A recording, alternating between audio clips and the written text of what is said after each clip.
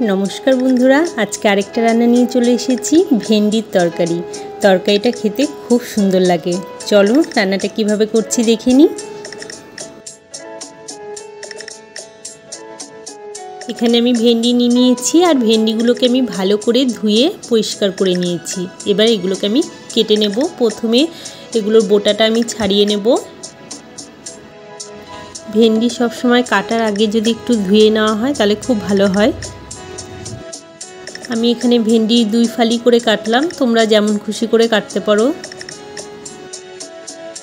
এই একই ভাবে আমি সব ভেন্ডিগুলো কেটে নেব।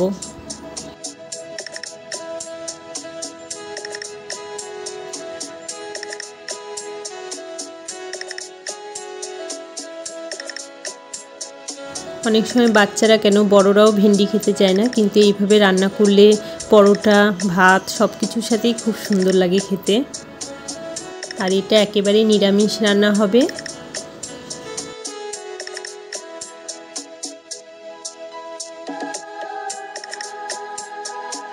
সবগুলো ভেন্ডি আমার কাটা হয়ে গিয়েছে।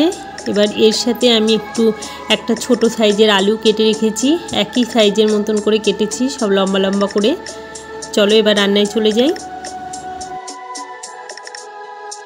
এখানে আমি সরষের তেল দিয়ে দিলাম। তোমরা রান্নাটা সাদা তেলেও করতে পারো, কোনো অসুবিধা নেই। তেলটা সামান্য গরম করে নেব। এবার এখানে আমি কেটে রাখা ভেন্ডিগুলো আগে একটু ভেজে নেব তেলে।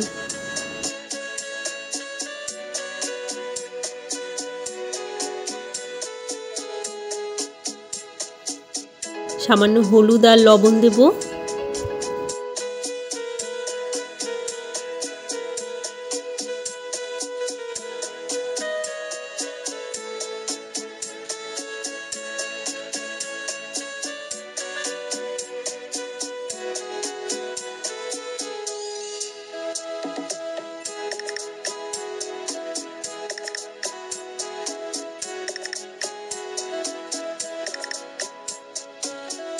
ভাজা হয়ে গিয়েছে, দেখো লাল লাল করে ভেজে নিয়েছি। এবার এগুলোকে আমি তুলে রাখবো।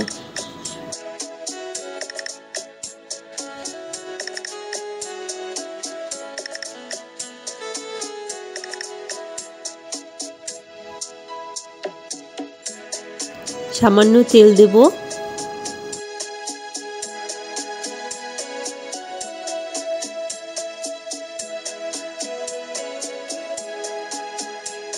এবার আমি ফোড়নে যেটা দেব সেটা হলো মেথি, খুবই অল্প নিয়েছি মেথি। আর দেব আমি গোটা জিরে আর একটা শুকনো লঙ্কা আমি একটু টুকরো করে ভেঙে দেব। হালকা তেলে একটু ভেজে নেব এগুলোকে। এবার এর মধ্যে কেটে রাখা আলুটা দিয়ে দিলাম। আলুটা তেলে 1 মিনিটের মতন নেড়ে নেব।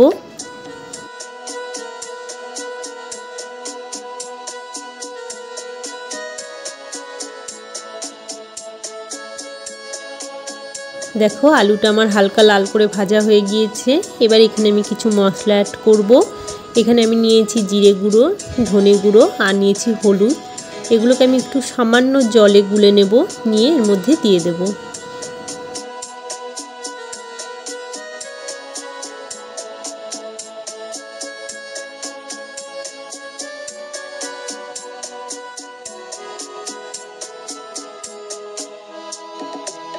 মশলাটা ভালো করে আলুর সাথে একটু কষিয়ে নেব।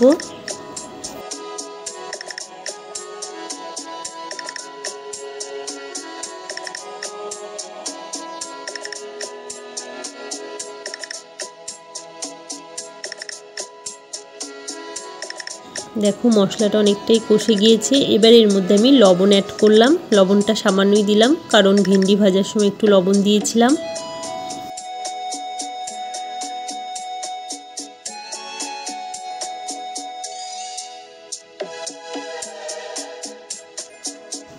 এবার এটাকে আমি পুরো 1 মিনিটের মতন ঢেকে দেব। ফিরে এলাম 1 মিনিট পর। এবার একটু আলুটা নেড়ে দেব।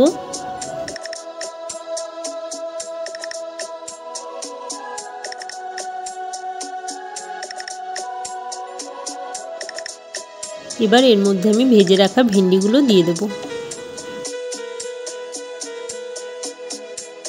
আলু আর ভেন্ডি ভালো করে মিশিয়ে নেব। আমি একটাই লঙ্কা দিয়েছিলাম, তোমরা যদি খুব ঝাল পছন্দ করো তাহলে এই সময় কটা কাঁচা লঙ্কা চিড়ে দিতে পারো।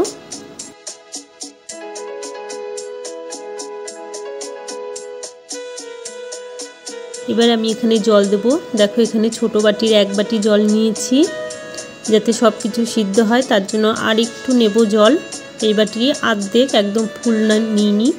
দেখো জলটা দিয়ে দিলাম, ভালো করে মিশিয়ে নেব।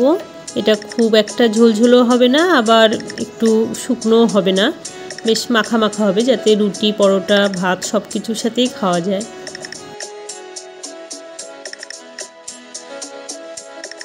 এবার এটাকে আমি পুরো 2 থেকে 3 মিনিট ঢাকা দিয়ে রাখবো।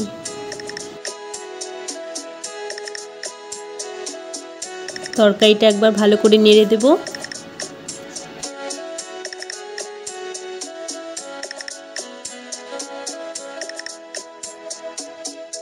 এখানে আলু ভেন্ডি ভালোভাবে সিদ্ধ হয়ে গিয়েছে, তরকারিটা হয়ে এসেছে। নামানোর আগে যেটা করবো, একটু ধনেপাতা দেবো এর মধ্যে, এর স্বাদটা আরও বাড়িয়ে দেবে ধনেপাতাটা। তোমরা পারলে একটু ধনেপাতা দিও, আর যারা ধনেপাতা পছন্দ করো না তারা না দিলেও চলবে, অসুবিধা নেই কোনো।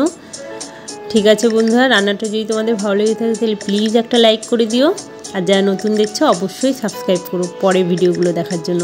আর বাড়িতে এইভাবে অবশ্যই রান্না করো, আর কমেন্টে জানিও কেমন হয়েছিল।